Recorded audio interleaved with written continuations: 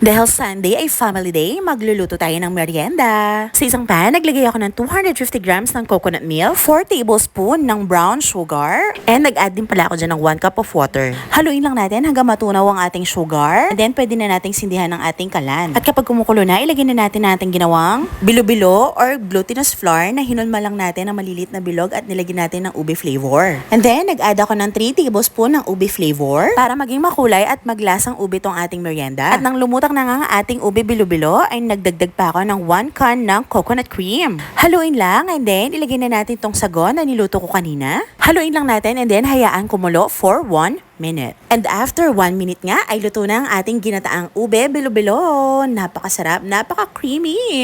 At napakadali pang gawin, di ba? At syempre, dahil tayong nagluto, tayong unang titikim at kakain. Syempre, dapat nating tikman. Mahirap na, baka bigla ma-judge hindi masarap. Charis. Syempre, masarap yan. Ako nagluto eh. O siya, tara, eat!